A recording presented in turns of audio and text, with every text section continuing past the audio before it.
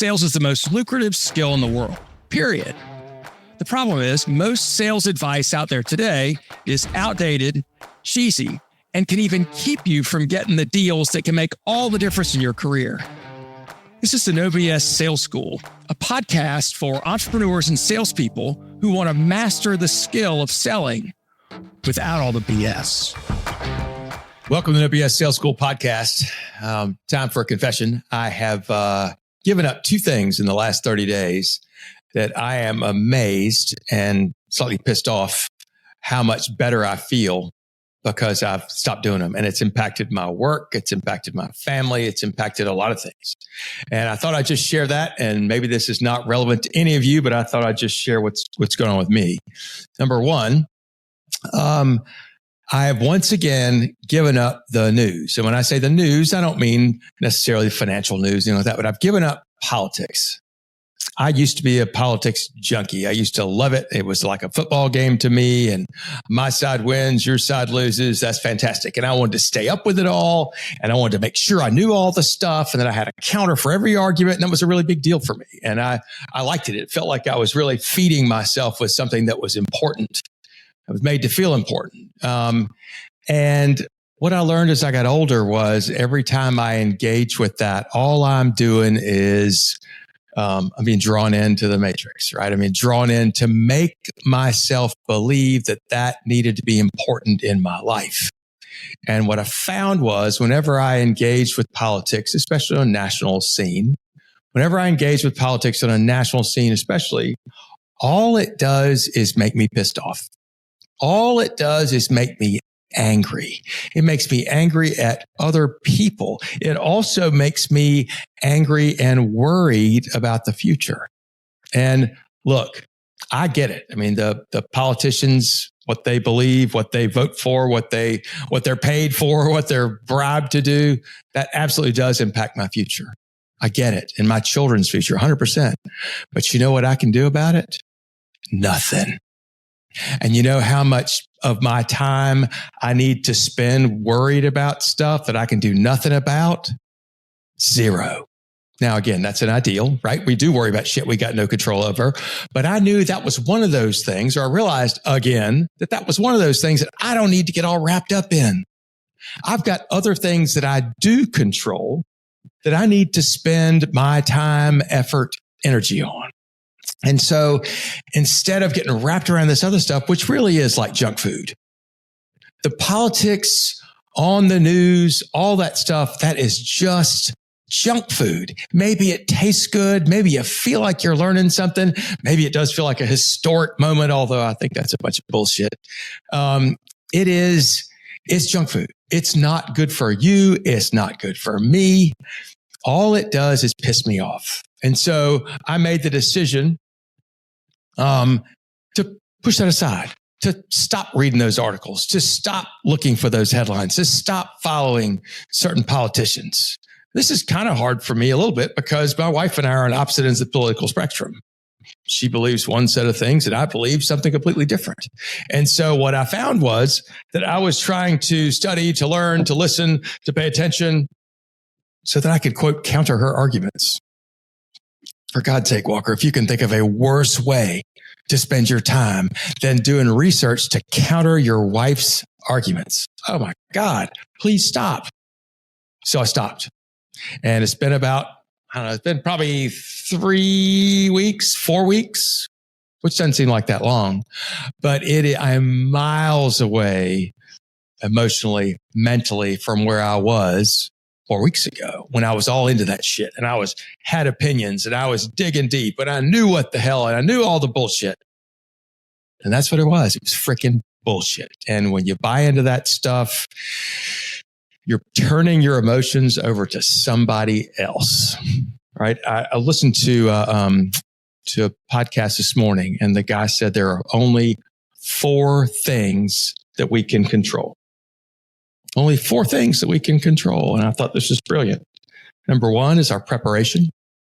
How prepared are we to win? Let's pretend in sales. How prepared are you to go into the sales call? Have you thought through the things that need to happen? The things that you know you're going to need to know? Have you actually thought through that?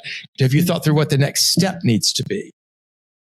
Number 2 is your effort. How much effort are you putting in to get in front of new prospects? How much effort are you putting in to set meetings, to ask for referrals? Effort. Number 3 is your attitude. Right. And this is exactly where the news screwed with me. My attitude was, oh my God, world's going to hell. 53% of the population is a bunch of freaking morons. Right. And the last thing that we can control is our response. How do you respond when something happens? And so here's what I've found, right? When I'm following up on politics, my response is an angry, rabid response to something, right? It's, you're wrong. And nobody, here's the thing, you're not going to convince anybody. You're not going to change anybody's damn mind.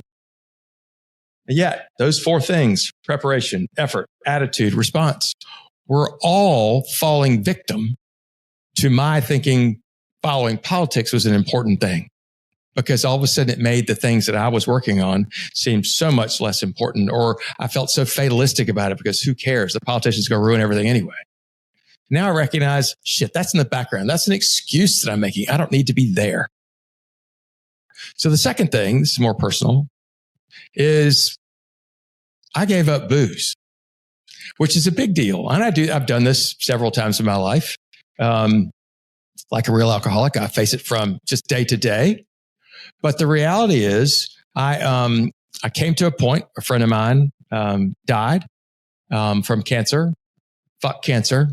And I was really bummed out about it. And the day he died, I had more drinks than I normally would have because I felt like I'd earned it and I deserved it. And it was supposedly to make me feel better. And the reality is, somebody said this a long time ago, sobriety brings you all the things that alcohol promises and can't deliver on.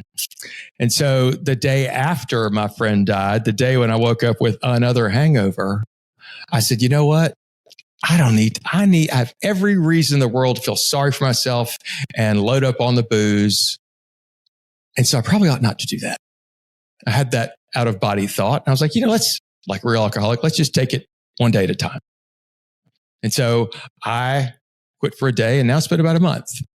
And I'm really kind of pissed off because there's a book that I read called Longevity by a guy named Dr. David Attia, Attia. I highly recommend it. Longevity, Why Some People Live Longer and Healthier Than Others. And it's more than just genetics. There are things we can do.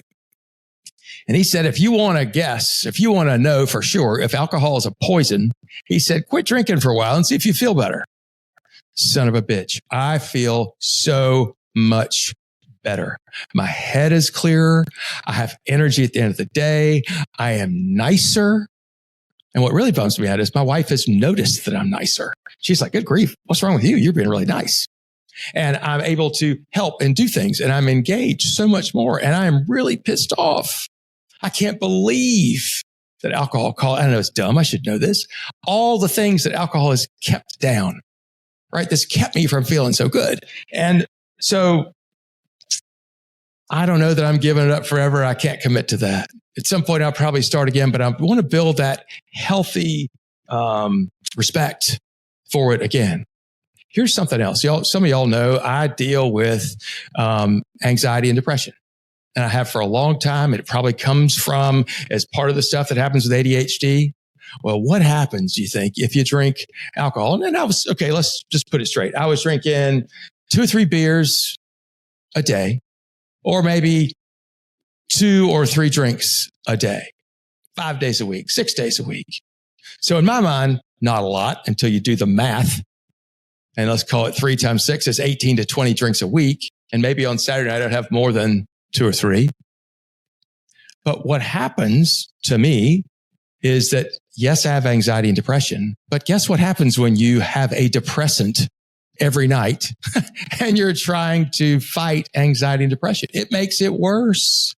It makes it worse. And yes, I probably knew that intellectually, but now that I've spent some time, nothing worse than a damn sober person telling you how great they feel. Doesn't that suck?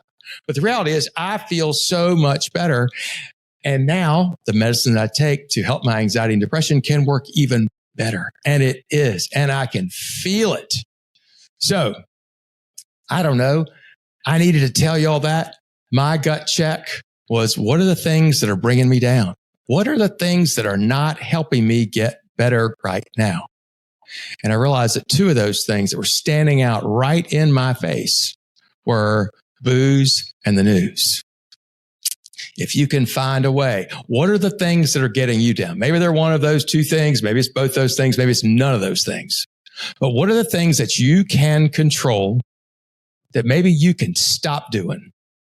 It's great to talk about things you can start doing, but what are the things you can stop doing? Maybe you don't have to commit to forever. Maybe just like me, one day at a time. But damn, I feel better. I really, really do all around. And it's improving my performance at work. It's improving a whole bunch of things. I'm Walker McKay with No BS Sales. Look at yourself. What are the things that are holding you back? What are the things that you can control that are holding you down that you need to get rid of? Take a shot. Stop doing it just for a day. Send me an email. Let me know what happens. Thanks for listening to the No BS Sales School podcast. If you haven't already, please take 1 minute to write a quick review for the show. It really does make a huge difference. Also, subscribe to the show and please forward this episode to somebody else who needs to hear it. As a bonus for listening, I'm going to give you access to a free mini course, 7 expensive sales mistakes you're making and what you can do about it. Go to www.7salesmistakes.com and get access to the free mini course. That's the number 7salesmistakes.com. Thanks again for listening to the No BS Sales School podcast.